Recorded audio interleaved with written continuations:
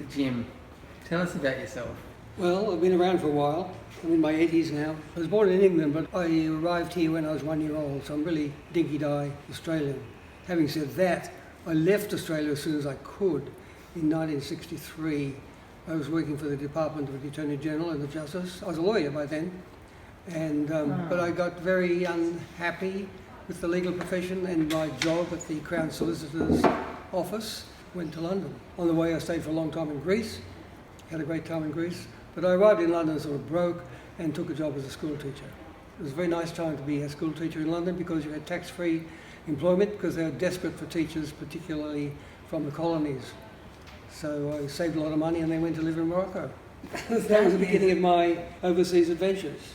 I didn't get back here for 30 years. Is that enough? I absolutely love that. That is incredible, Jim. I had no idea that was...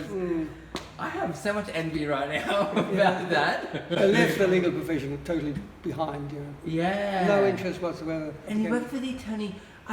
whoever would work for the Attorney General's department, that would see that as just the career. I was being groomed. I did very well at the law school. I went through the same year as John Howard, University of Sydney Law School. Yeah. John Howard, Michael Kirby, for example. Michael Kirby. But they hadn't made their name in the world, like I hadn't either. I didn't even know who Michael Kirby was in the same year. I beat Michael Kirby in the end of the year. No. Yeah, I got more honours than he did. Surely that's enough. That is great. I think there's some great material there. And how long have you been living in Waterloo, and what do you think of your community? Well, it's a very active community. When I came back to Australia, after living in California for 20 years, I really was quite lost, living in a little country town, what they call an alternative town, very hippie town, a bohemian town, not that far from San Francisco, but very much lost in distance, lost in time. So I moved back to a big city and adjusting to city life like Sydney, which is a wonderful place. When I came back, it was one of the most dynamic cities in the world. Really? 30 years later. Which all began with Mr. Whitlam, of course, in the 90s. 90s? Mid-90s. Yeah. Yeah, different world. Wonderful city. But I arrived back broke. No money. I've never made any money in my life, never been interested in money.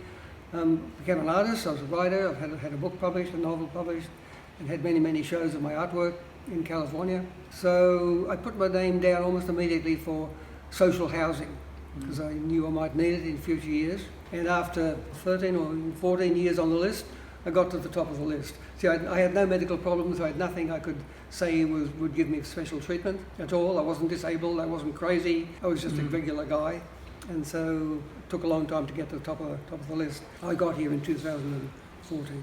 They offered me a very nice apartment in James Cook Building, two-bedroom apartment. So I took it. The only negative thing was I was friends with one of the medical officers here, centred around Waterloo. She said, "You're moving to James Cook Building?" "Oh, no, don't go to the James Cook Building. It's the worst of the buildings there." And apparently at that time it was.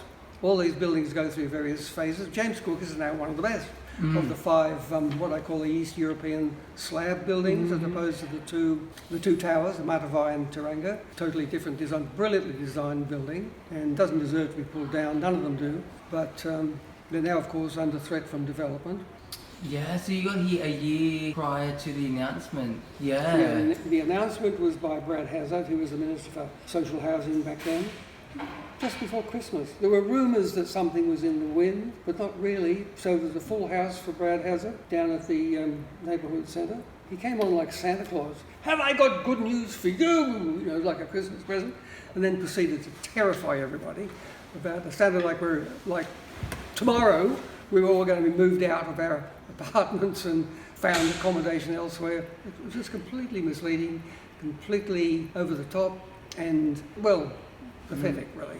So that was the introduction to the redevelopment. And they've been backpedalling ever since, that big Christmas present. Yeah. They've been backpedalling to something that the government can manage. What are some of the myths or perceptions about Waterloo that you've heard, and how do you feel about them? Are they accurate? Are they about Waterloo? Yeah. Yes, Waterloo had a bad reputation. They had a bad reputation for drugs and for violence and not being well cared for. In a sense, that was all sort of true. When I moved here and then found out that James Cook was the worst of the five slab buildings, that perhaps confirmed all the rumours that everybody had about Waterloo.